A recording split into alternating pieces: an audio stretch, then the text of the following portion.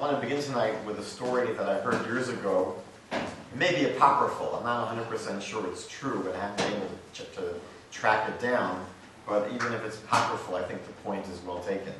The story is about Elie Wiesel, who was at an interfaith conference in France many years ago.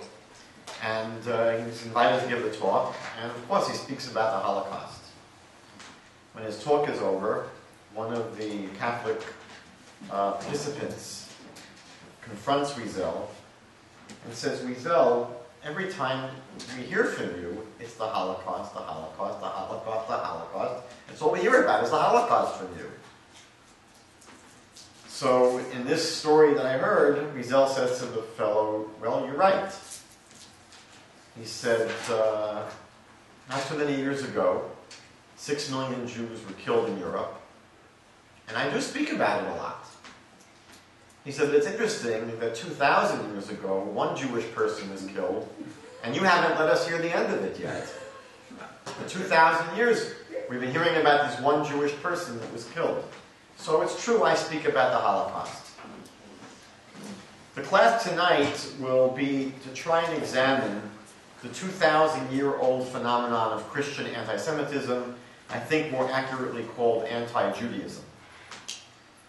Let's just begin at the beginning, the basic storyline of Christianity. 2,000 years ago, approximately, Jesus claims to be the Jewish Messiah and attracts a very small following among other Jews, but basically, the mainstream Jewish community at the time does not really take his claim seriously.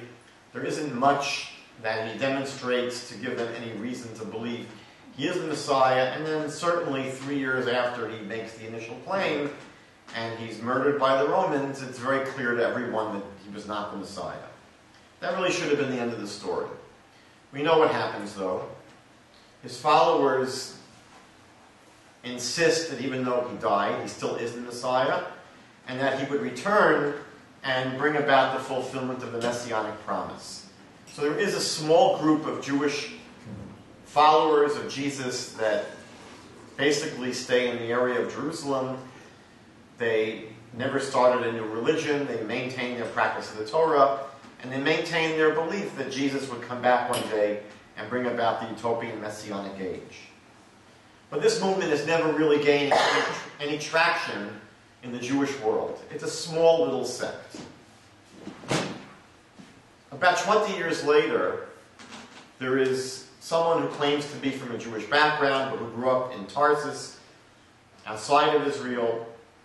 His name is Saul. And what he claims is that even though he originally was an opponent of this Jesus movement, that he had a personal encounter with Jesus. Jesus appears to him in a vision, and he then dedicates his life to sharing his faith in Jesus. And Paul basically travels around, mainly in the Greek and Roman communities of Asia Minor, outside of Israel, spreading his teachings about Jesus. His teachings about Jesus are quite different than what was believed and practiced by the Jewish followers of Jesus living back in Jerusalem. And his movement begins to spread. He gets a tremendous number of converts among the former pagans that he meets. But while this is going on, there's a tremendous amount of tension that develops between him and the original followers of Jesus back in Jerusalem, primarily over the issue of the Torah. Because they had remembered Jesus speaking how important the Torah was, and that he didn't come to abolish the Torah, and how keeping the Torah is essential if someone is going to have a relationship with God. And they are constantly hearing that Paul is teaching something very different. And that they knew that Paul is someone who never actually met Jesus. And yet Paul claims that Jesus made him an apostle just on the same level as the actual 12 apostles that Jesus personally appointed. And they probably have some questions. Who is this Johnny-come-lately who never met Jesus, who's preaching a message very different than what we heard, and he is actually now leading almost a competitive Jesus movement that's attracting many, many followers. That's basically the story in the Christian Bible. The problem as Christianity developed, we know what happens, that in the year 70 Jerusalem is destroyed, many, many Jews are killed. This small group of Jewish followers of Jesus basically are decimated, they scatter, they keep on, they press on for another 100 or so years, but eventually they disappear from the face of the earth. What became the historical movement of Christianity was the child of Paul's outreach to the Gentiles. The problem for Christianity was very simple. Jesus belonged to the Jewish nation, and he proclaimed his message to the Jewish people. The Jews, therefore, were the one group of people in the world capable of validating his message, but they didn't accept Jesus. And the early church was therefore confronted with the terrible fact that the Jewish people, merely by living and existing as Jews, basically constituted a continued threat to the legitimacy of Christianity. So the question is, how would Christianity at this point proceed, and how would they succeed? And their approach was, essentially, to discredit their adversary with a constant attack. And so the constant aim of Christian polemics and Christian propaganda over the centuries, beginning with the Christian Bible, is to discredit and defame the Jewish people.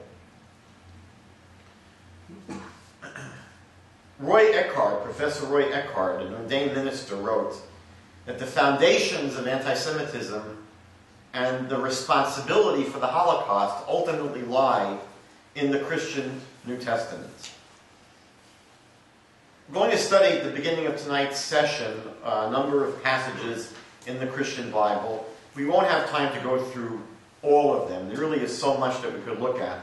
I'll just point out something that was interestingly done not long ago. There was a study done of Christian lectionaries. The lectionaries were collections, books that collected verses from the Christian Bible that were read in church, almost like the Christian version of Siddur, right? That there were readings that were done in church, and so in these books called lectionaries, they were collecting verses that would be read in the church services.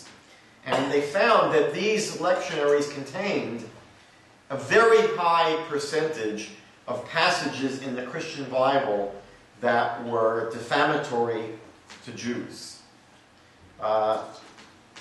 Some of the studies that were done found, just as an example, that in the book of Matthew alone, there are 90 such passages. In Mark, there are 40. In Luke, there are 60. In John, 130. In the book of Acts, 120. So the Christian Bible is chock full of material that we could explore tonight. And in the interest of being able to cover more ground, we're only going to look at a number of passages. The first passage we're going to look at is actually from what is probably the very first book that was penned in the Christian Bible. It's interesting that the Christian Bible assembles its books not in chronological order. The Gospels appear first, and the Gospels are written somewhere between the years 70 and 100. But the passage we're going to look at from 1 Thessalonians chapter 2 is written approximately the year 50 by Paul. And again, many scholars maintain this is the earliest document that was written that became part of the Christian Bible. So in the second chapter of 1 Thessalonians, Paul writes in verse 14, "For you, brethren, became imitators of the churches of God in Christ Jesus that are in Judea. For you also endured the same sufferings at the hands of your own countrymen, even as they did from the Jews, who both killed the Lord Jesus and the prophets and drove us out. They are not pleasing to God and are hostile to all men." It's a fairly serious charge that a whole race of people, a whole religion, the whole Jewish people are not pleasing to God, all of them, and they're hostile not just to a few people, they're hostile to all men. And they, of course, killed Jesus and the prophets. Verse 16, which you don't have in front of you, goes on to say that these Jews were forbidding us to speak to the Gentiles that they might be saved, for the wrath has come upon them to the uttermost. So here you have what is considered to be one of the most anti-Semitic passages in the Christian Bible, and again, there are numerous such passages. In the Gospel of Matthew, which many scholars believe was written around the year 80, you have one of the most infamous and notorious chapters in the entire Christian Bible, chapter 23 of Matthew, where I don't quote the whole chapter, I just quote a few verses, but the whole chapter basically is pretty much the same.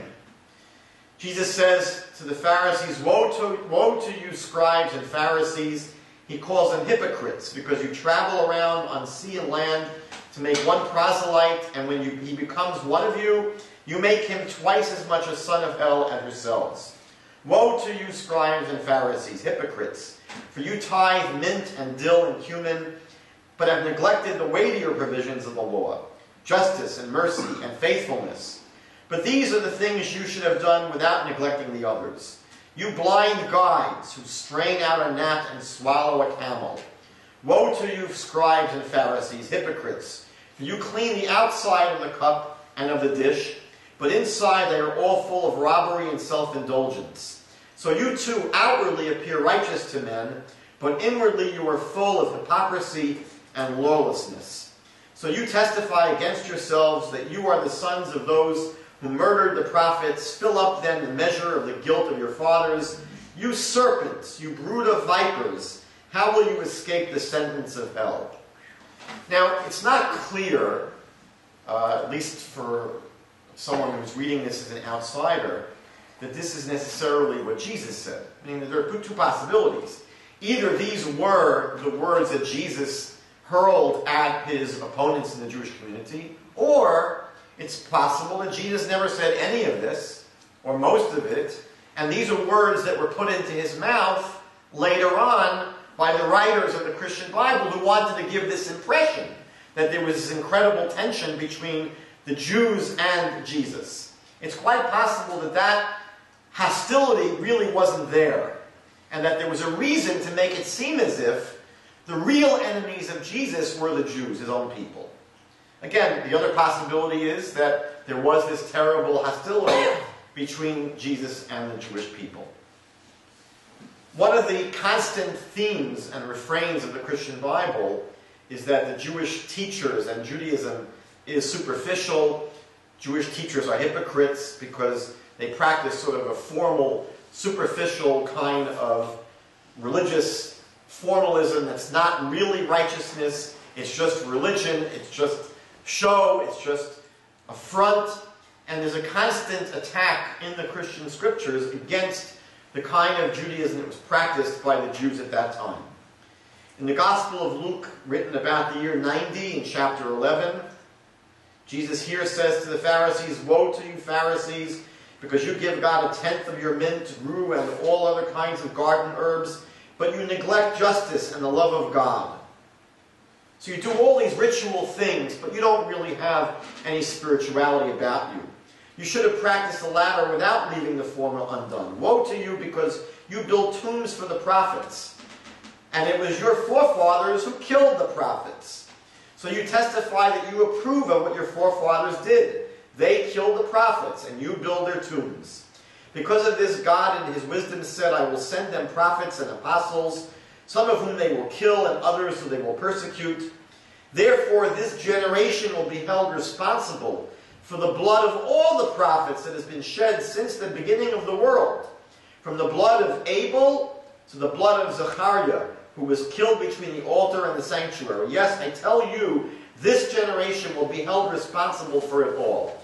Hard to understand how anyone at that time could say that the Jews living 2,000 years ago were responsible for killing all of the prophets from the time of Abel up until Zechariah the prophet. But that's, again, part of the vitriol that you find in the Gospels. On the next page, we have from the Gospel of John just about the most notorious passage in John's Gospel, the latest of the Gospels written, scholars think, around the year 100. And what's interesting about the Gospel of John is that here You don't have Jesus referring anymore to particular groups of Jews like the scribes or the Pharisees or the Sadducees. In the book of John, over 100 times it becomes simply the Jews. That's the refrain, the Jews, the Jews, the Jews. So here in chapter 8, verse 42, Jesus said to them, "If God were your Father, you would love me, for I proceeded forth and have come from God. For I have not even come on my own initiative, but He sent me. Why do you not understand what I am saying? It is because you cannot hear my word. You are of your father the devil, and you want to do the desires of your father. He was a murderer from the beginning, and does not stand in the truth because there is no truth in him. Wherever he speaks a lie, he speaks from his own nature. For he is a liar and the father of lies. But because I speak the truth, you do not believe me. Which one of you convicts me of sin? If I speak truth, why do you not believe me? He who is of God hears the words of God. And for this reason you do not hear them, because you are not of God." What an incredible accusation to call the entire Jewish people children of the devil. And what's incredible is we're going to see as we go through the next 2,000 years, the very themes that are hurled at the Jewish people in the Christian scriptures are the very same themes that are picked up over and over and over again without change. In the book of Revelation, chapter 3, this again, scholars are not sure when it's written, but pretty late, they think at least in the year 100. "Behold, in verse 9, I will cause those of the synagogue of Satan, who say that they are Jews, but are not, they lie. I will make them come and bow down at your feet, and make them know that I have loved you." Now, who is this synagogue of Satan? So I just have a little passage here from the MacArthur Study Bible. This is from one of the most famous and well-known evangelical scholars alive today. I think it's John MacArthur is his name. He writes, "Although they were Jews physically, they were not true Jews, but spiritual pagans. With the rejection of the Messiah, Judaism becomes as much a tool of Satan as emperor worship." And here we have a second theme that's developed in the Christian Bible. The first thing I mentioned was trying to paint the Jewish people as superficial, as evil, as hypocrites, as vipers, every kind of accusation against the moral corruption of the Jewish people is the first of the themes that's developed in the Christian Bible. That's including now what John says, that they're also demonic, they're children of the devil. But here in the book of Revelation, you hear hinted at the idea that there are real Jews and there are people who are not real Jews. And here basically you have the idea that those Jews who reject Jesus, they're from the synagogue of Satan because they're not really Jewish. They're only Jewish physically. You see the same idea developed in the book of Romans, written by Paul around the year 57. In chapter 2 of Romans, verse 28, Paul says, "For he is not a Jew who is one outwardly, nor is circumcision that which is outward in the flesh, but he is a Jew who is one inwardly, and circumcision is that of the heart, in the spirit, not in the letter." So again, the question is, who is a Jew? And one of the things that we see that the Christian Bible develops is the idea that with the rejection of the Messiah, the Jewish people forfeit their claim to be even called Jews. They're not real Jews. The real Jews, we're going to see, becomes the church, the followers of Jesus. So Matthew says in chapter 21, verse 43, "Therefore I say to you, the kingdom of God will be taken from you and given to a nation bearing the fruit of it." Meaning that the Jewish people are basically going to be disenfranchised. This is referred to as supersessionism or replacement theology. And because the Jewish people are deemed evil by God for rejecting the Messiah, God rejects the Jewish people, annuls the covenant he made with the Jewish people. The church is now the new Israel.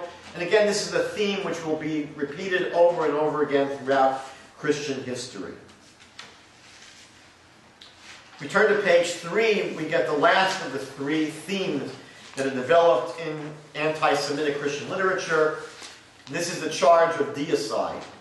Gospel of Matthew, chapter 27, again from around 80 of the Common Era. Now it was the governor's custom at the festival time to release a prisoner chosen by the crowd. Here what happens in this chapter is that Jesus has already been arrested, thrown into prison. Matthew claims that there was a custom the Romans had of releasing one prisoner at every Jewish holiday. This was again at the time of Passover.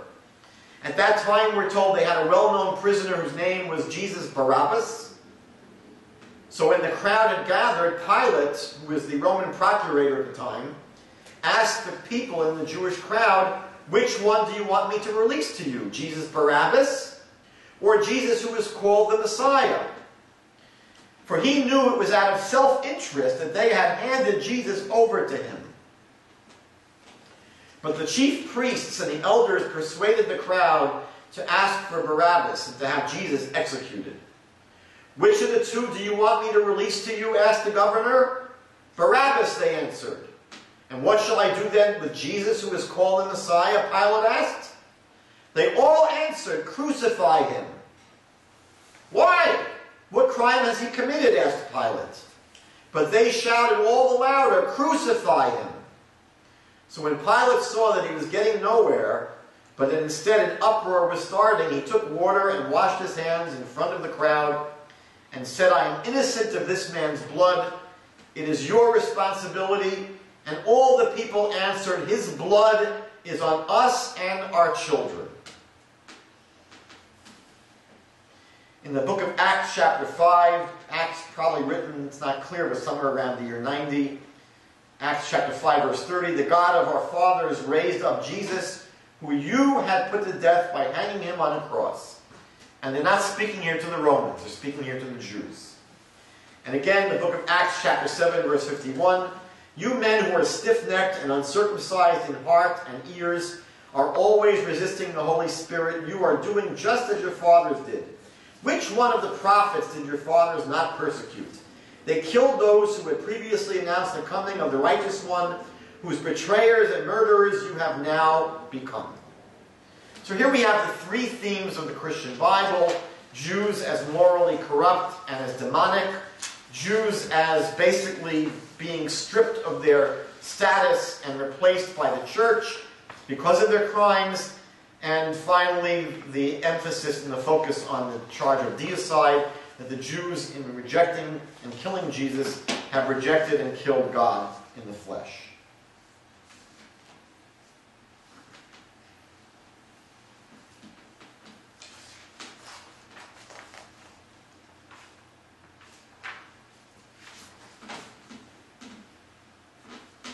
Over the next several hundred years, we have the formation, the early formation of the Christian church, with the writings of the church fathers and the church becoming really a formal institution that starts to spread throughout the world. And here we have what is referred to as the parting of the ways. That with the publication of the Christian Bible and the spreading of Christianity, there's a tremendous effort to divide the church from Judaism, much in the same way that Muhammad wanted to make sure that Islam was going to be different from Judaism after the Jews resisted his claims to being a prophet. Originally, Muhammad had many practices that were similar to Judaism.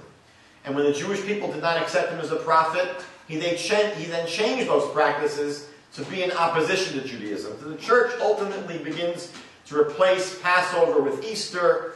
The Sabbath becomes a day on Sunday. Many other changes are established. When Constantine established Christianity as the official state religion, he adopted a policy of segregating Jews so that faithful Christians would not be polluted by false Jewish teachings. And Constantine himself observed that no Jew could ever lose the stigma of their father's denial and murder of Jesus.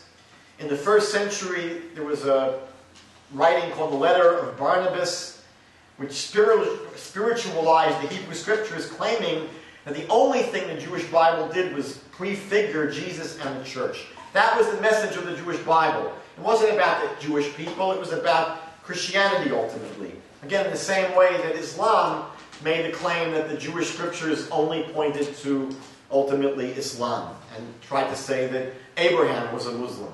And that's the same thing that the early Christians did, was to expropriate the Jewish Bible for themselves. Ignatius of Antioch, one of the great church fathers, said that the church is the new Israel. Justin Martyr, again one of the great early church fathers in the 2nd century, said to the Jews, "The scriptures are not yours, but ours. Christians have now become the true spiritual Israel." Irenaeus, who was the bishop of Lyon, again in the 2nd century, said, "The Jews have been disinherited from the grace of God."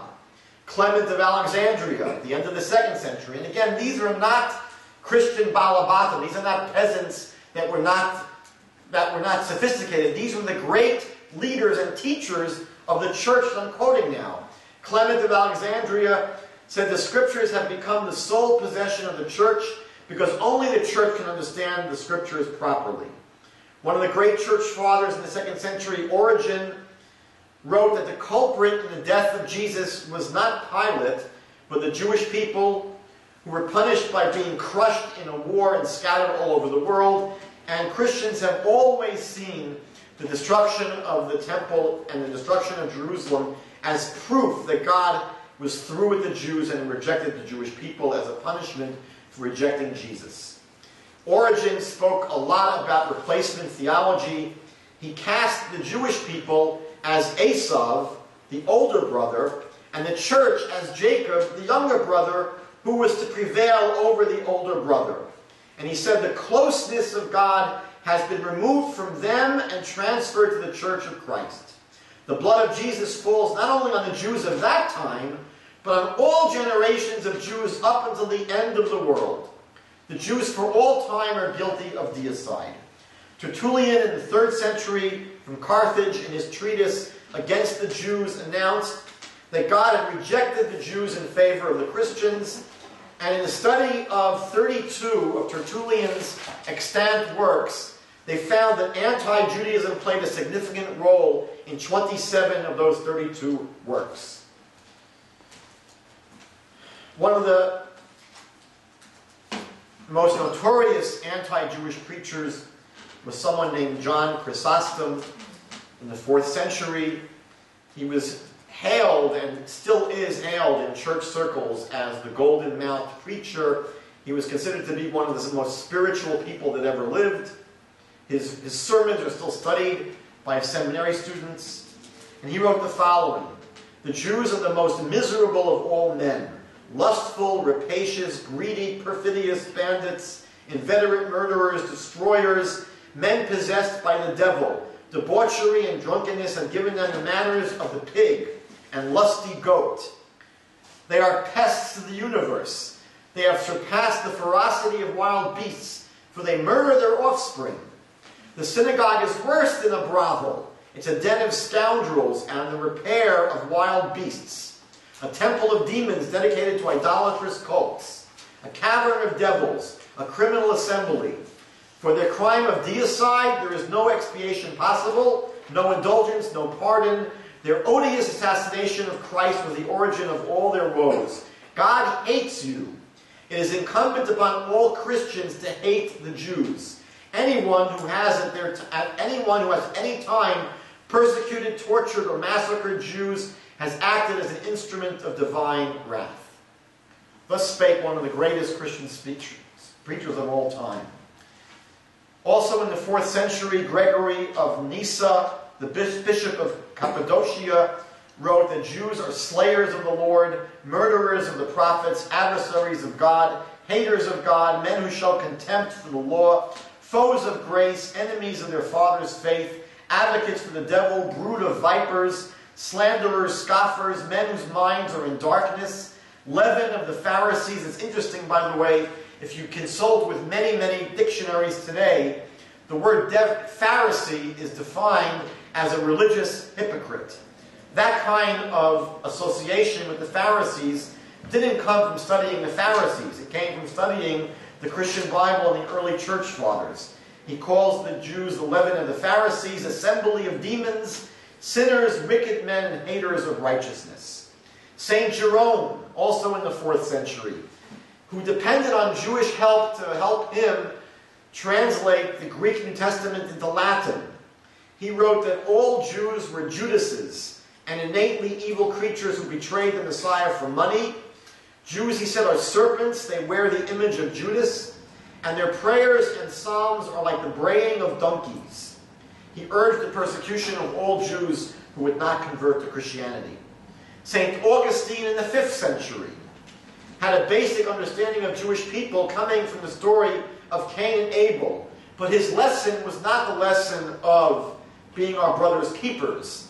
Augustine's spin on the story of Cain and Abel was that all Jews are cast as Cain. And our fate, just like Cain's fate, is to wander as a suffering example of what it meant to reject and murder God. In Augustine's famous sermon against the Jews, he suggests that even though the Jews are guilty of terrible crimes and deserved the most severe punishment for putting Jesus to death, God has kept them alive to serve as witnesses to the truth of Christianity, as a witness people. He wrote, "Let them live among us, but let them suffer and be continually humiliated." St. Ambrose, the Bishop of Milan, endorsed the burning of synagogues, which he characterized as a home of unbelief, a house of impiety, a receptacle of folly, which God himself has condemned. Eusebius, another one of the early church fathers, wrote that the promises of the Hebrew scriptures were for the Christians and not for the Jews, although all the curses still belong to the Jews. He wrote that God has cast away his people and transferred his love to Christians. He taught his followers that Jews crucify Christians every Purim. Saint Zeno, who was the Bishop of Verona, expressed his great disappointment after a raid by monks who looted and destroyed many Jewish homes, ultimately murdering many Jewish people and burning their bodies.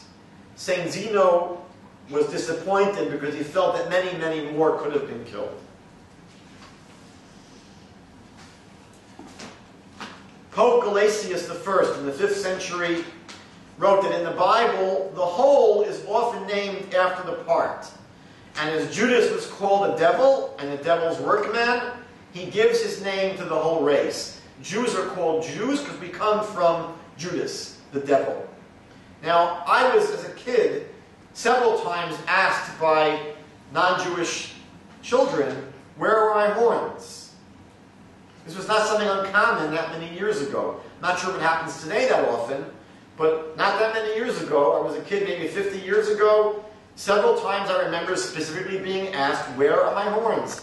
This was an idea that didn't start 50 years ago. This goes back to the early days of the Christian Bible. Jews are the devil. And it's been repeated and repeated and repeated. During the early days of the Christian church, there were several emperors who, with church sanction, began to pass anti-Jewish legislation. One of the first was Theodosius II, who promulgated what is called the Codex of Theodosius, which forbade Jewish people from holding public office and included many, many other restrictions. His codex became a model for all later anti-Jewish legislation. Later on, a few years later, Emperor Justinian expanded Theodosius' codex and issued his own codex in the year 534. He also plundered many synagogues and turned them into churches. It's not uncommon that between the 4th and 7th centuries, many synagogues are destroyed in the Roman Empire. Not coincidental that the Nazi Holocaust began in 1938 with the destruction of the German synagogues. In the early Middle Ages, Pope Urban II in 1095 launched the first crusade to liberate the Holy Land from Islamic hands.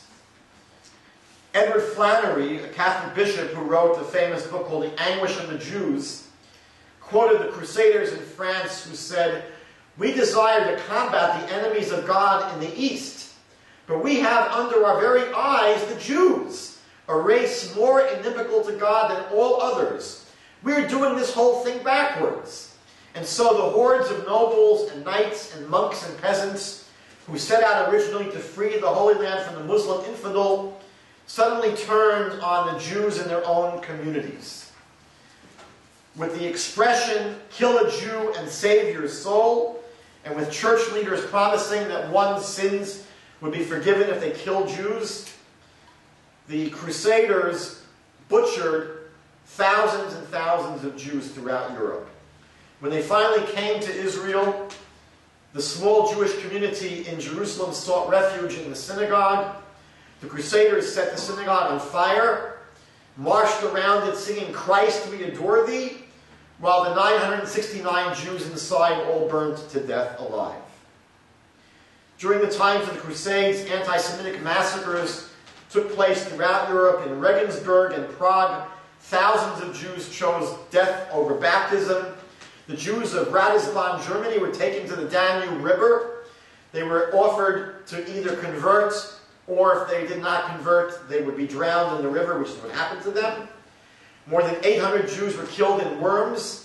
1,000 Jews who refused to be baptized were butchered in Mainz. 12,000 Jews were killed in the Rhine Valley alone in the First Crusade. And there were an additional 8 crusades that lasted until 1272. In the year 1262, nearly 2,000 Jews were killed by Christian mobs in England after they were egged on by church leaders. All of London Jewry were arrested in 1279, and 280 of them were executed. In the year 1290, all the Jews of England were expelled at the urging of the Archbishop of Canterbury.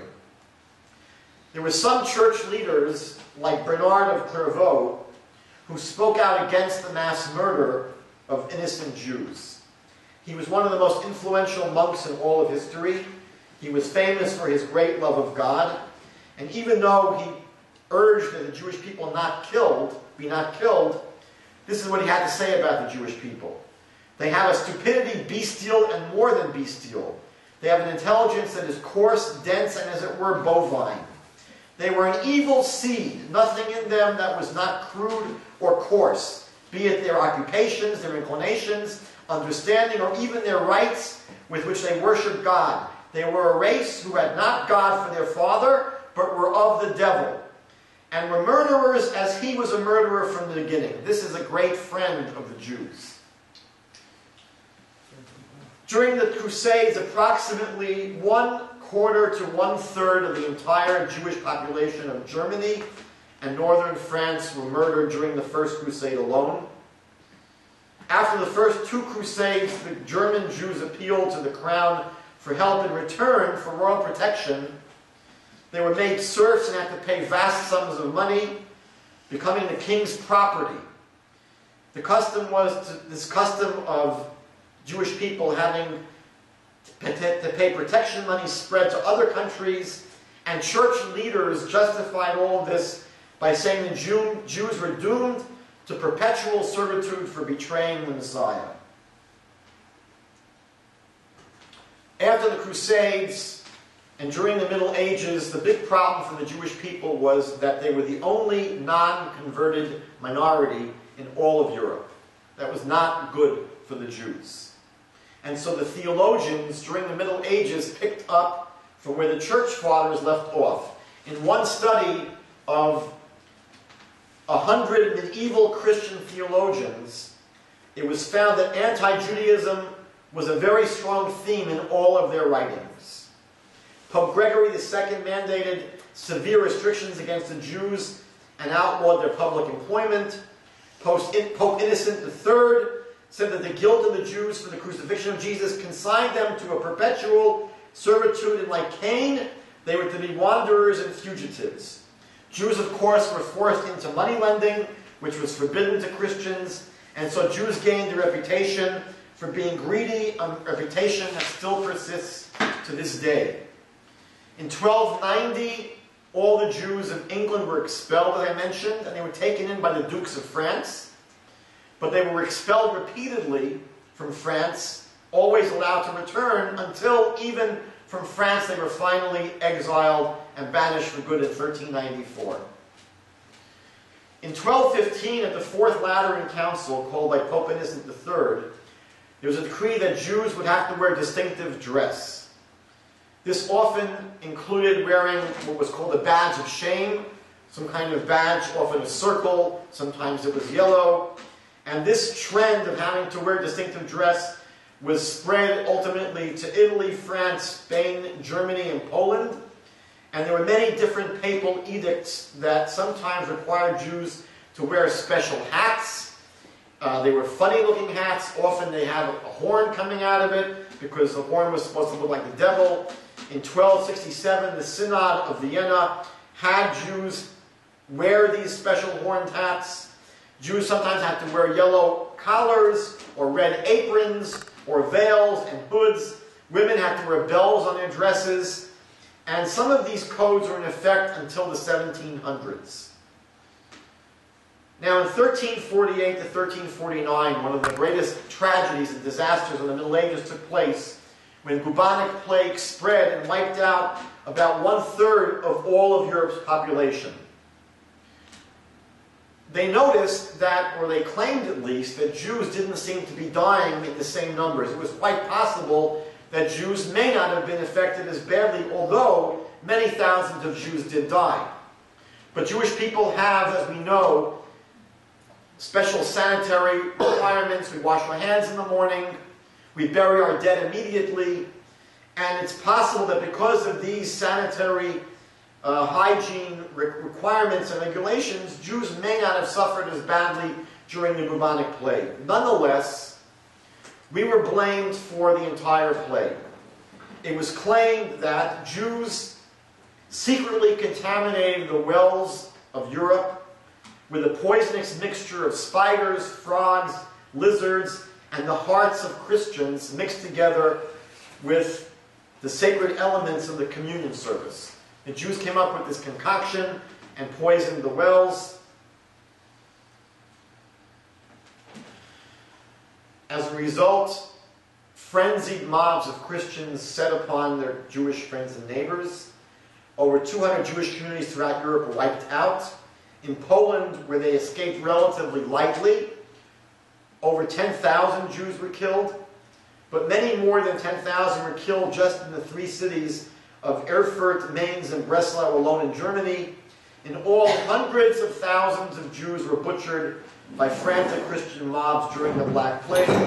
In Germany, where the massacres were the most intense, the entire Jewish community was basically or nearly exterminated. We know that during the Middle Ages, Jews were often required to live in special areas. They were prevented from owning land. They were limited to their vocations. And they were restricted tremendously and ultimately impoverished.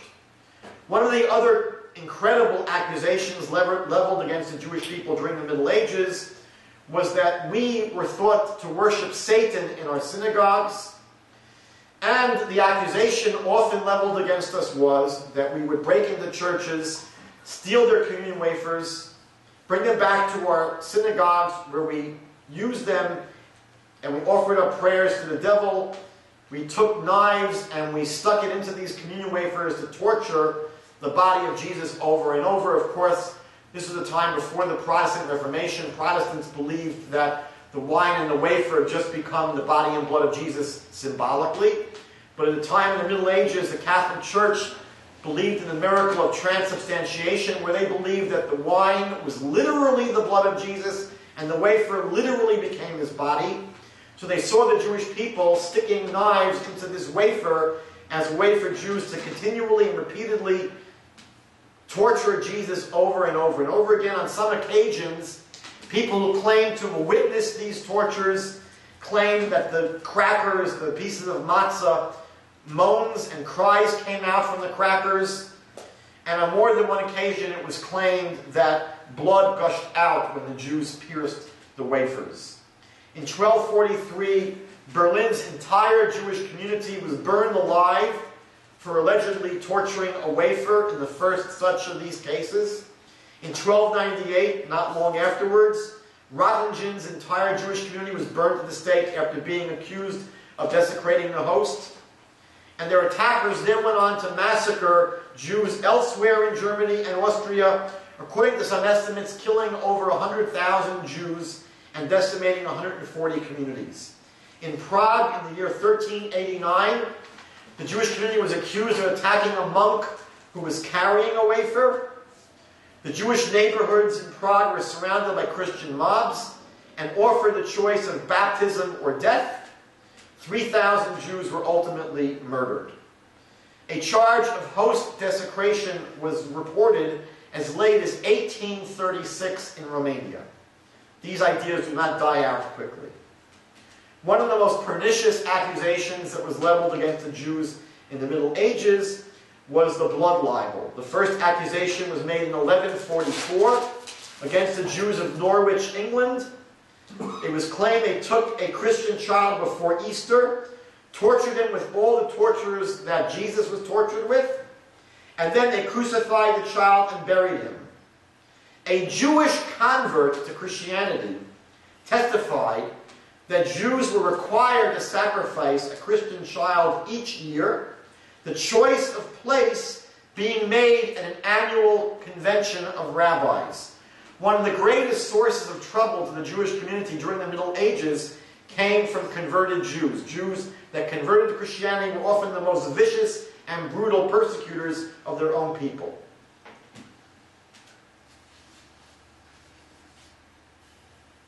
In 1255, a Christian boy named Hugh of Lincoln in England, who was missing for 3 weeks, was found dead. Jews had recently come to Lincoln to celebrate a wedding. When they found little Hugh, it was claimed that the child was taken by the Jews, fattened for 10 days with milk and white bread, and that all the Jews of England were invited to Lincoln to his crucifixion. A Jew was subsequently arrested, and under torture confessed that the Jewish people did to the boy what had been done to Jesus. Over 100 Jews were arrested and 19 were hung without trial. Chaucer later wrote about this incident in one of his tales, and many ballads found their way into popular culture, one as late as 1973 in the United States, written and inspired by the story of Hugh of Lincoln. In April of 1343, the Jews of Germania, Germany, were accused of ritual murder. The entire town was burned alive at the stake. And these blood libel myths were often fanned by local clergy who operated very profitable pilgrimages to the sites of the alleged murders. It was claimed that Jewish people murder Christian children to use their blood for ritual purposes such as baking matzah for Passover. There were over 150 recorded cases of blood libels against Jews. In almost every case, Jews were murdered by Christian mobs. As late as 1755, Pope Benedict XIV issued a bull stating that Jews murder Christian children out of hatred for Jesus and out of hatred for the Christian faith. This sickening canard has had a very long shelf life. According to church historian James Parks, among Roman Catholics and Eastern Orthodox Christians in Central Eastern Europe, there were more accusations of ritual murder between 1880 and 1945 than during the entire Middle Ages. The entire May 1st, 1934 edition of the Nazi publication Der Stürmer was devoted to the charge of Jewish ritual murder, and their regular weekly paper regularly carried illustrations of rabbis sucking the blood of German children. Examples of publications giving credence to the charge of ritual murder were found in the United States as late as the 1960s. Another feature of Jewish life in the Middle Ages was having to endure forced sermons by Christian clergy in synagogues and having to participate in forced disputations. The Jews were required to dispute or debate with church officials. They were often not allowed really to speak their mind. They were tremendously restricted. And often these forced disputations led to the expulsion of the Jewish people after the Jewish people won the debates, and followed by the burning of the Talmud after one. After one such debate, King Louis IX of France forced the Jewish communities to give up their copies of the Talmud. In 1242, 24 cartloads of approximately 12,000 Jewish books were burnt in Paris. For his efforts, the church canonized him as a saint in 1297. There were many other such public burnings of the Talmud that followed in other parts of France, Italy, and England. And the church also launched a massive campaign, not just to burn Talmuds and Jewish books, but to censor them. Virtually all Jewish books in Europe were heavily censored by the church.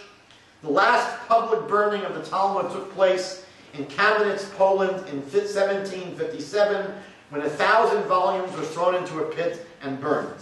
It's not coincidental, by the way, that the Nazis, when they came into Lublin, burnt down the entire Jewish library there, which was one of the great Jewish libraries in the world, containing 55,000 volumes, went up in smoke when the Nazis came to Lublin.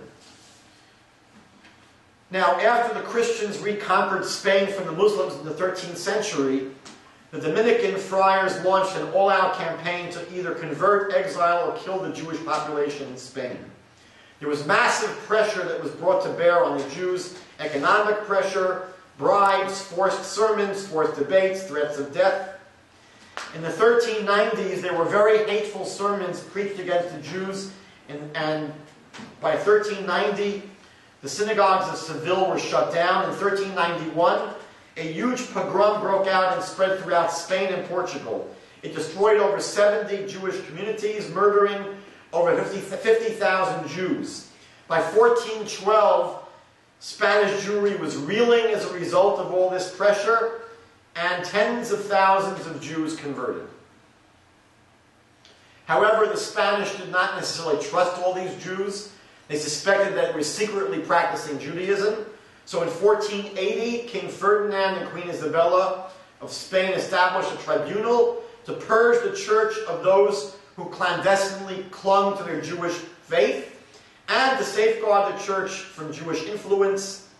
The Inquisition, as it was called, was searching for heretical practices among those who had converted to Christianity. These heretical practices included the failure to eat pork, not working on Saturday, not wearing one's best clothing on Sunday, observing the biblical feast, observing the Jewish dietary laws, saying any Jewish prayers, observing any Jewish customs of any kind, associating with non-baptized Jews. All of these were caused to be pulled up on charges before the Inquisition. The Inquisition, you should know, continued until the 19th century throughout Central and Western Europe, finally coming to the New World as well. The first public burning of a Jew in the Americas took place in 1574. Now, when someone was accused of heresy by the Inquisition, their property could be confiscated, and those who accused would be very harshly tortured. The rack was often used as a way of extracting confessions. Mock trials were held of people brought up on charges. If they were sentenced to death and they renounced their heresies and publicly proclaimed the Christian faith, the church would show them mercy and first strangle them to death before burning them. Otherwise, they were simply burnt alive at the cross, at the stake. In 1485, the fires of the Auto de Fe destroyed the Jewish community of Toledo, and then Barcelona and Saragossa in 1488. It's estimated that between 30,000 and 50,000 Spanish Jews were burnt at the stake during the Inquisition between the 15th century and 1808. In March of 1492, an edict of expulsion against the Jews of Spain was pushed for by the chief inquisitor Thomas Torquemada. It was signed in Granada, and on May 1st, Spain began to expel all Jews who would not convert. Now here, I was not able to get any kind of agreement among historical sources. Some sources say that over 150 to 170,000 Jews were forced out of Spain. I saw other history books reporting between 300,000 and 700,000 Jews leaving Spain. So it's a pretty big gap here. I'm not quite sure what the accurate number is, but in any event, hundreds of thousands of Jews left the land. They went wandering through Europe, Portugal, North Africa, and Turkey. They were not allowed to take any of their property or their possessions. They were forced to sell them for literally nothing. And tens of thousands died at sea. Many of them fled to Portugal, but they were later expelled from Portugal as well. Tens of thousands who were baptized in order to escape all of the persecution were always living under constant suspicion in Spain. And by July 31st, 1492, Spain was officially empty of all Jews. Historians, by the way, have recorded about 108 Christian expulsions of Jews from their lands since the year 250 of the Common Era. I want to mention one more thing before we move on, which is the way the church managed to infect the beliefs and the thinking of the average churchgoer. You should know that during the Middle Ages, many people were illiterate. Most people were illiterate. They weren't reading learned Christian tomes or even the New Testament. So the way the church was able to reinforce vicious anti-Jewish stereotypes was through the use of art and literature. In the Passion plays that were presented, there was a very effective platform for church-sponsored anti-Semitic education and indoctrination. You all know that a picture is worth 1,000 words. So much more powerful than reading a passage in the Christian Bible would be to see a reenactment of the torture and persecution of Jesus by the wicked Jews. And you could assume that the way the Jews were presented in these Passion plays greatly exaggerated even what was written about them in the Christian Bible. We know that throughout the Middle Ages, artwork, paintings, always portrayed the Jewish people as ugly and satanic with huge noses, conniving eyes, features of the devil. And there were many, many paintings that were done to contrast the victorious church to vanquished Israel. Many famous paintings show Israel represented by someone who is blindfolded, because the Jews are presented as being blind. Their crown is falling off their head. Their staff is broken. Their head is bent over in submission. And then next to them in the diptych would be the church, where they're standing straight with a crown and a scepter, and they're triumphant. This was a constant theme of medieval Christian art to show the degradation of the ugly demonic Jew and the triumph of the church.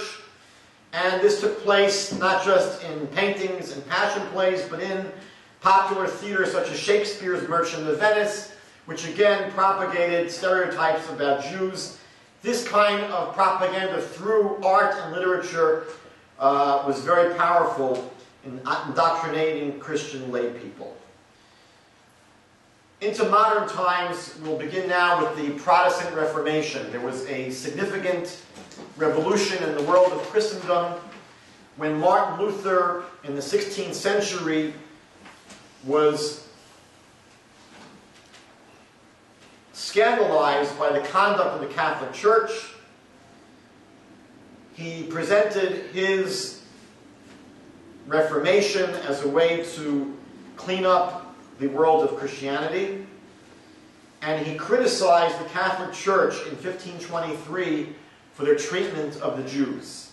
He wrote the following: "Perhaps I will attract some of the Jews to the Christian faith, for our fools, the popes, the bishops, and the monks, those coarse blockheads, have until this time so treated the Jews that if I had been a Jew and had seen such idiots and blockheads ruling and teaching the Christian religion, I would rather have been a sow than a Christian. For they have dealt with the Jews as if they were dogs and not human beings." This is what Martin Luther writes in 1523. However, a mere 20 years later, when the Jewish people did not convert en masse, Luther turned viciously on them. In 1543, he published his notorious book on the Jews and their lies, which Paul Johnson terms the first work of modern anti-Semitism and a giant step forward on the road to the Holocaust. Luther writes the following. First, the synagogues of the Jews should be set on fire. Whatever is left behind should be burnt in dirt, buried in dirt, so that no one may ever be able to see a stone or cinder of it. Secondly, the homes of the Jews should likewise be broken down and destroyed.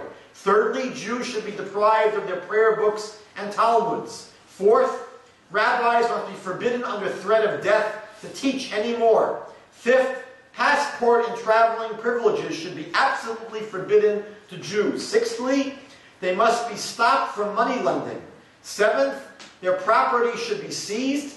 And then these poisonous, envenomed worms should be drafted into forced labor and made to earn their bread by the sweat of their brows. Luther ultimately advised giving all Jews a choice between converting to Christianity and having their tongues torn out.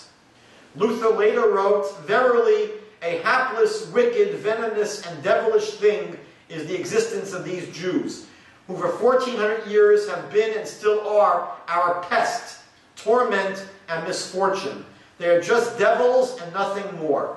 Dear Christian," he advised, "do not doubt that next to the devil, you have no more bitter, venomous, and vehement foe than a real Jew who earnestly seeks to be a Jew. Their lineage and circumcision infect them all. A Jewish heart is as hard as stone and iron, and cannot be moved by any means, even if the Jews were punished in the most gruesome manner, that the streets ran with blood, so that their dead would be counted not in the hundreds of thousands, but in the millions, it would still not be possible to convert these children of the devil." Luther, by the way, was not content with only writing against the Jews. Even before publishing his vitriolic book, he had the Jews expelled from Saxony in 1537, and in the 1540s he drove Jews out of many other German towns. By the way, Luther's theological opponent at the time, the famous Christian humanist Erasmus, did not really differ from him when it came to the Jews. Erasmus wrote, "Who is there among us who does not hate this race of men? It is the Christian to hate the Jews, and here we are all Christians." Moving on in history, and again I have to skip almost everything that happened, just giving you, unfortunately, a horrible taste of this. Between the 17th and the 19th centuries, more of the same. In the late 16th century, ghettos were introduced in Italy and then to the Austrian Empire. In 1648 to 1653, huge mobs of Greek Orthodox peasant Cossacks, led by Bogdan Khmelnytsky, went on a rampage and murdered more than 200,000 Jews in 300 Polish communities after they refused to convert to Christianity.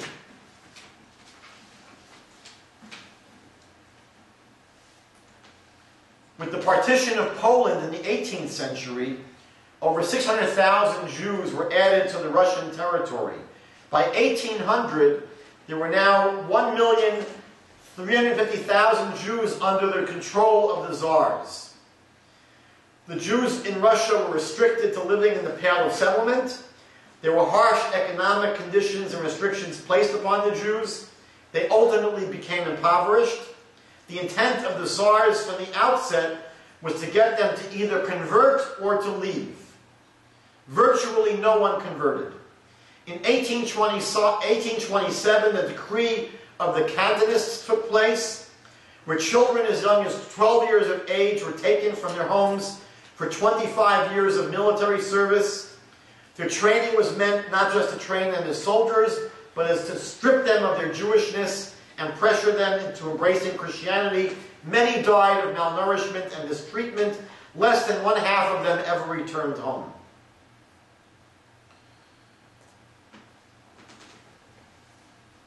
There were sporadic instances of host desecration and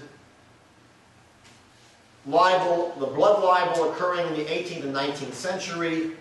In 1761, in the city of Nancy, several Jews were executed on these grounds. Blood libels broke out in Damascus and Rhodes, Greece in 1840. Anti-Semitism rose dramatically in Hungary after an accusation of ritual murder against the Jews in a small village in 1882. The pogroms in Russia were very similar to the actions of the Crusaders against Jewish communities in Europe. Moscow was finally cleansed of all of its Jews in 1891. The Tsar, who held a position of both political and religious authority, stated, "But we have never forgot that the Jews have crucified our master and have shed his precious blood." The Russian persecutions in the Ukraine saw tens of thousands of Jews murdered, and the 1917 Russian Revolution brought on many pogroms. Between 70,000 and 200,000 Jewish lives were lost. We know that under the Russian Tsars, the notorious forgery, the Protocols of the Elders of Zion, was produced.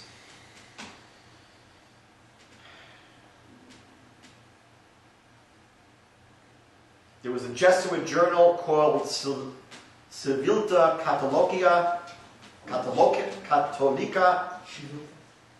which was sponsored and controlled by the Vatican. It conducted a racist, anti-Semitic campaign beginning in the late 1800s, continuing until at least 1945. In 1880, Father Giuseppe Oreglia wrote, "The Jews, eternal, insolent children, obstinate, dirty thieves, liars, are a barbarian invasion by an enemy race, hostile to Christianity and to society in general." In the famous Dreyfus affair, the French soldier Dreyfus, who was accused of treason for betraying France, was forced to spend 5 years in brutal, inhumane, solitary confinement on Devil's Island. When it was finally revealed that he was framed and that someone else was guilty of betraying France, the retrial of Dreyfus basically tore French society in half. Those who supported Dreyfus, those who were against Dreyfus. At that time, there were 20,000 French Catholics who wrote that they planned to flay, butcher, and boil the Jewish vampires alive and to bake them in the ovens of Baccarat. Still into the 17th, 18th, and 19th century, the hatred does not abate. Into the 20th century, a leading Protestant churchman, Bishop Martin Sasse, published a compendium of Martin Luther's anti-Semitic vitriol shortly after Kristallnacht in 1938. In the foreword, he applauded the burnings of synagogues and the coincidence of that day. On November 19th, 1938, on Luther's birthday, or it may have been November 10th, I may have made a mistake here. On Luther's birthday, 1938, the synagogues are burning in Germany, he gloated. The German people need to heed the words of the greatest anti-Semite of his time, the warner of his people against the Jews. We know that nearly every Nazi administrative order against the Jews, from yellow badges to enforced ghettos, to defamations, to deportations, to roundup, to slaughters, all had their precedent in the Christian West.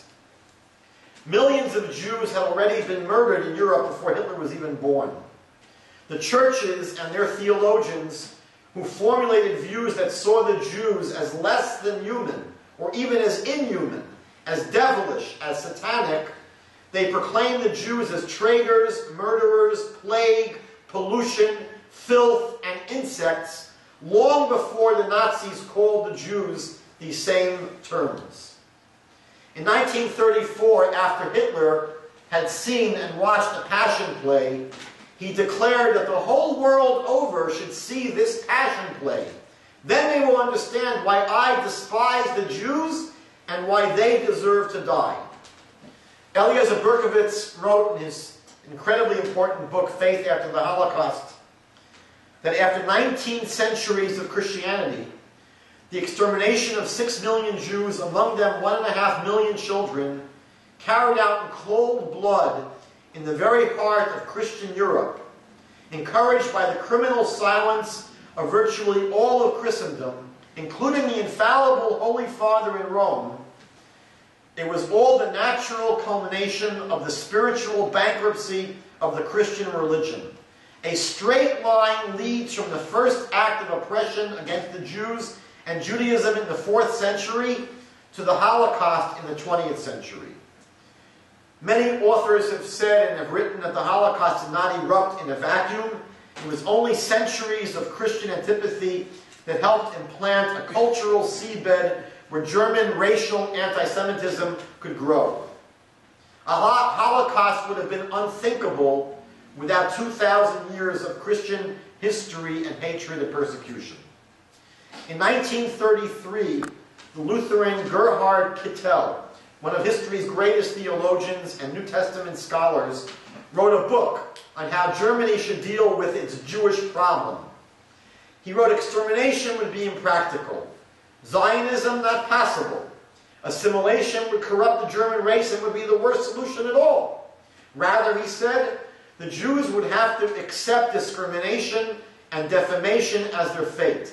They would have to be second-class, beleaguered guests in some foreign land. They need to be dispersed strangers, wandering restless and homeless on the face of the earth." This is one of the great Lutheran scholars of his time.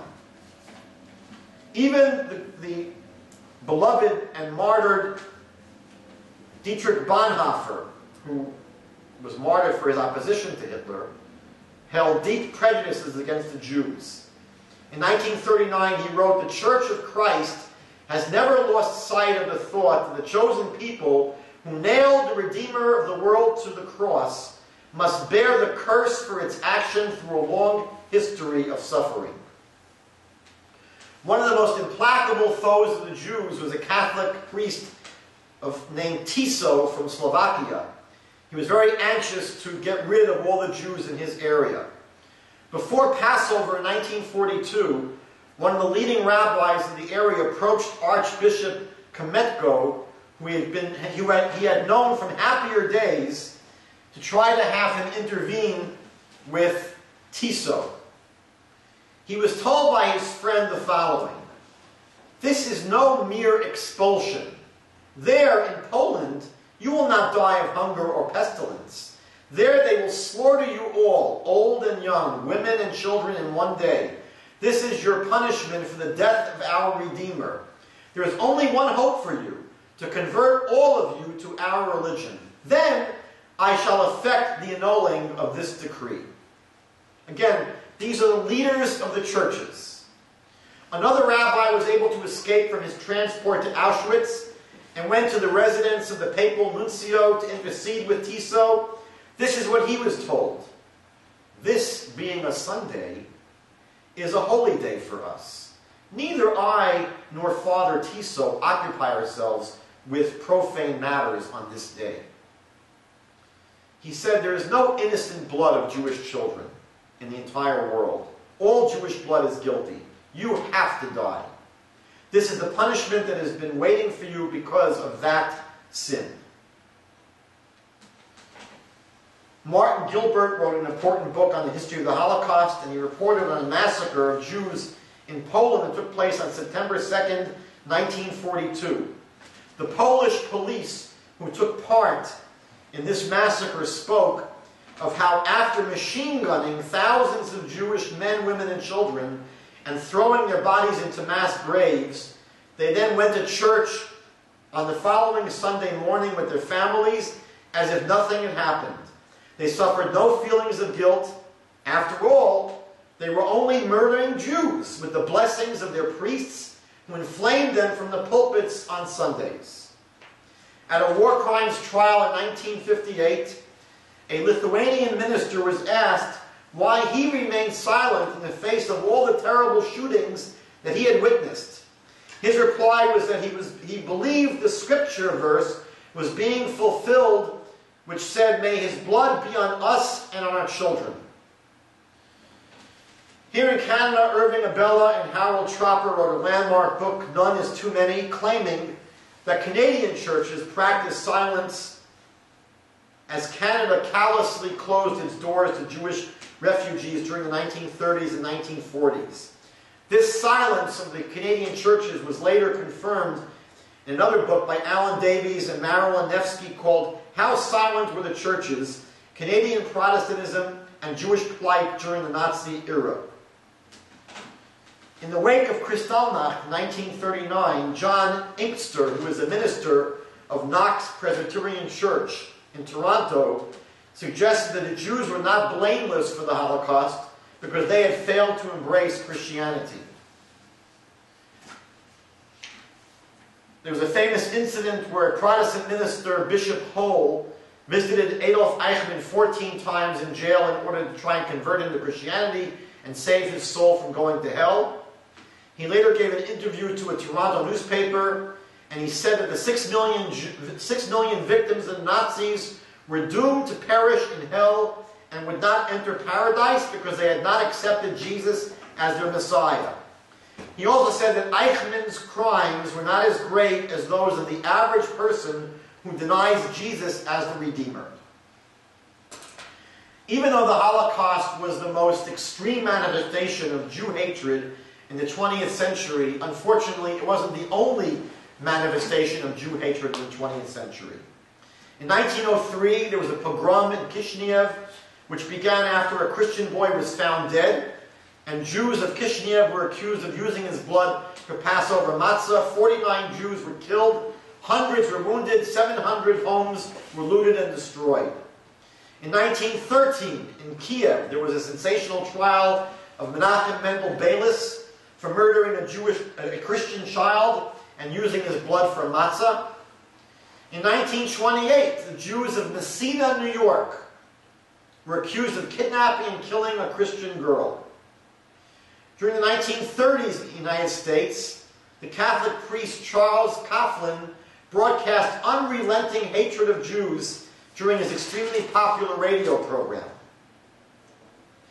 During 1944 to 1946, anti-Jewish violence in Poland killed between 1,000 and 2,000 Jews after blood libel accusations were leveled against them. In 1946, there was a pogrom in Kielce, Poland, against Holocaust survivors, and it was sparked by an accusation of ritual murder. We have a synagogue here in Toronto, that is named for the community in Kielce. In the 1960s, Charles Glock and Rodney Stark polled American Catholics and Protestants.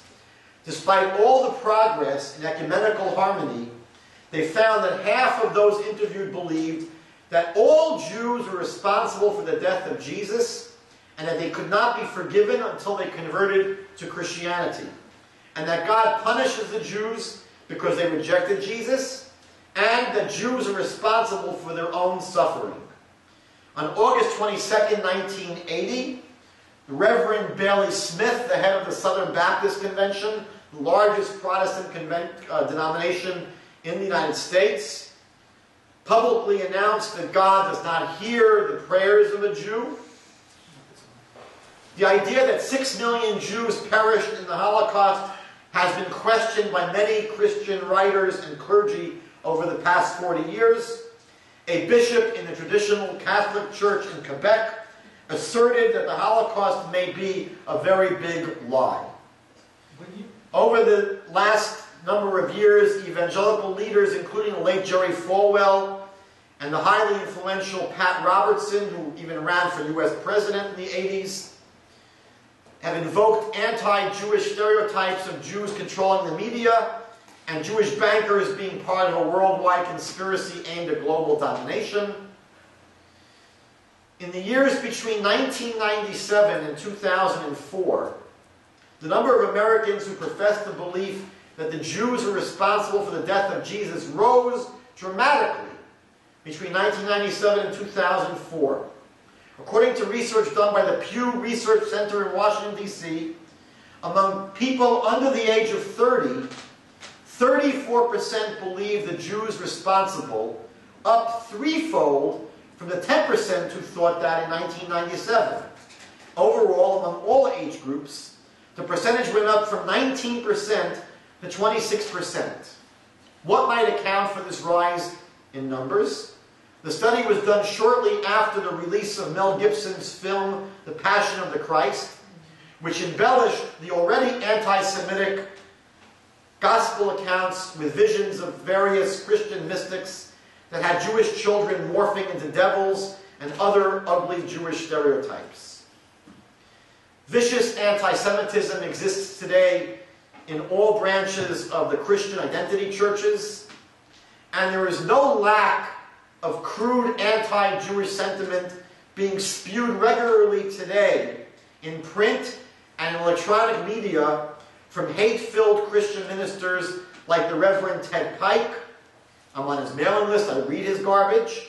Pastor Mark Downey, who recently published an article listing 29 reasons why Christians should hate Jews, and Brother Nathaniel, by the way, another converted Jew who is a big Jew hater today. In the year 2005, 20 members of the Russian State Duma leveled a public blood libel against the Jewish people. 2005. In 2008, a Polish team of anthropologists and sociologists discovered that beliefs in blood libel myths still persist among Catholic and Orthodox Christians of all social classes in Poland.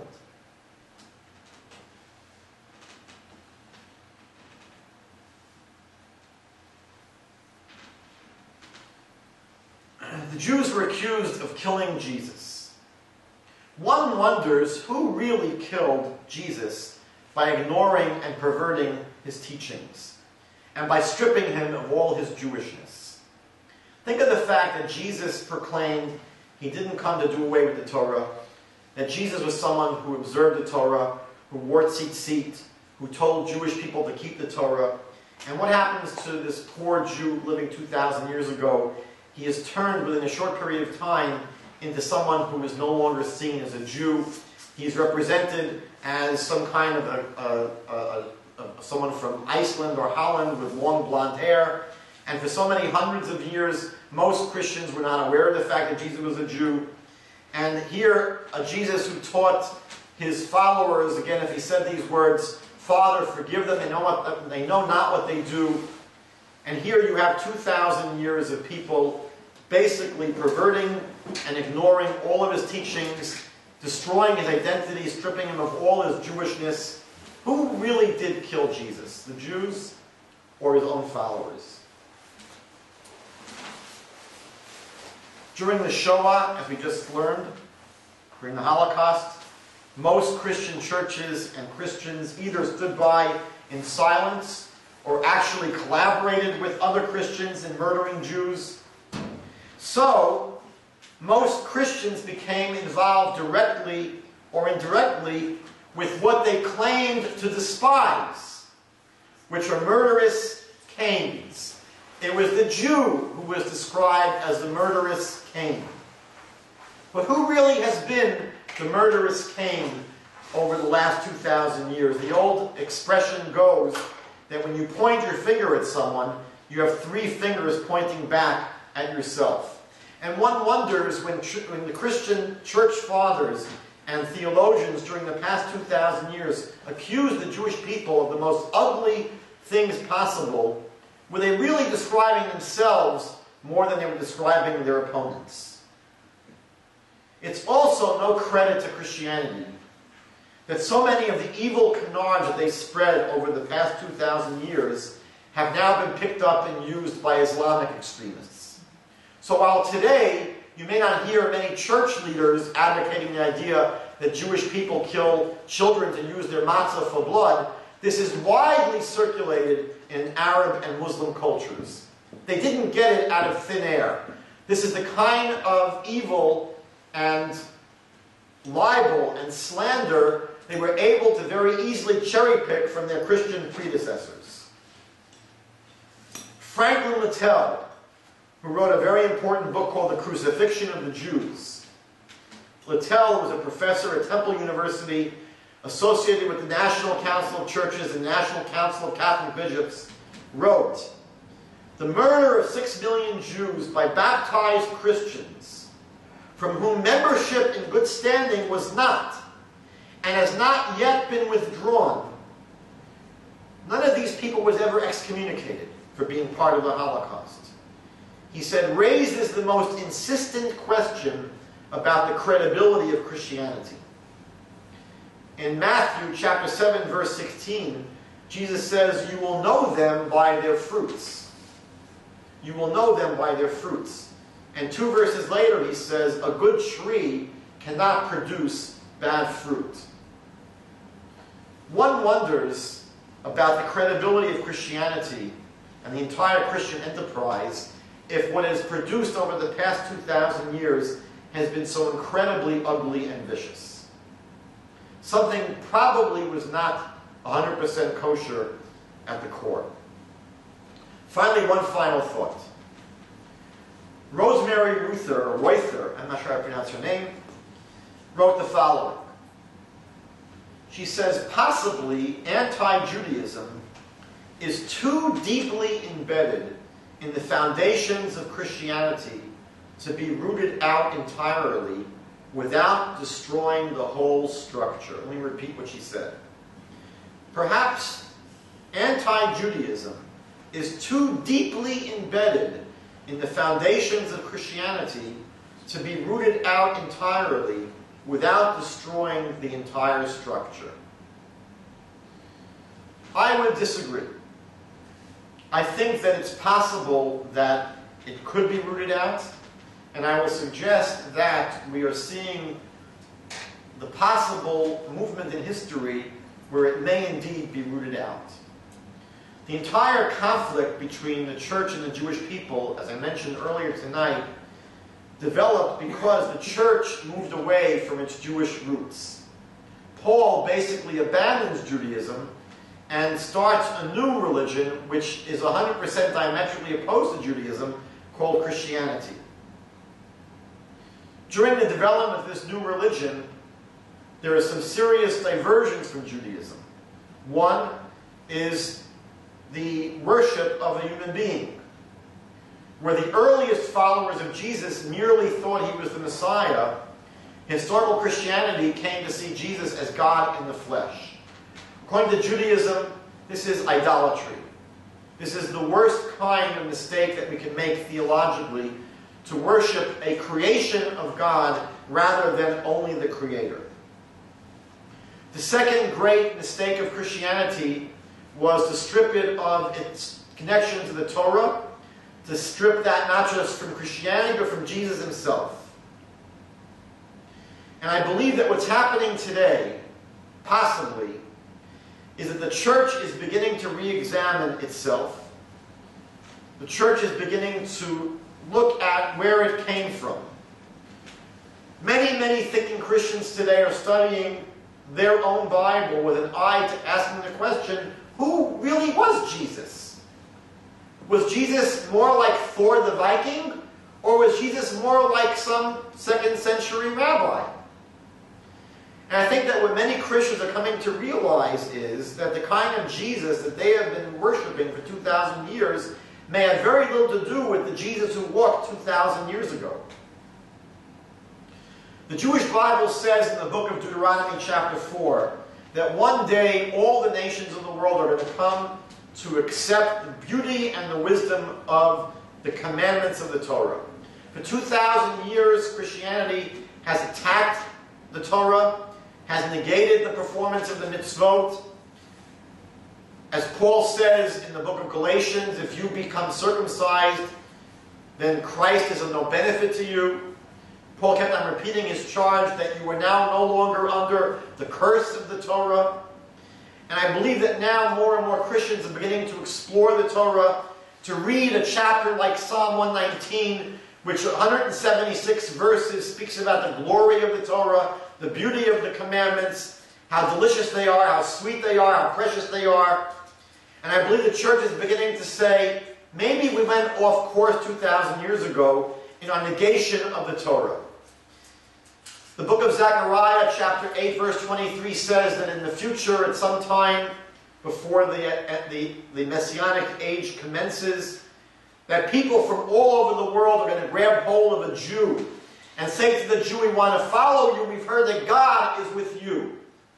And today, more and more Christians are turning to Jews and saying, we just want to worship Hashem.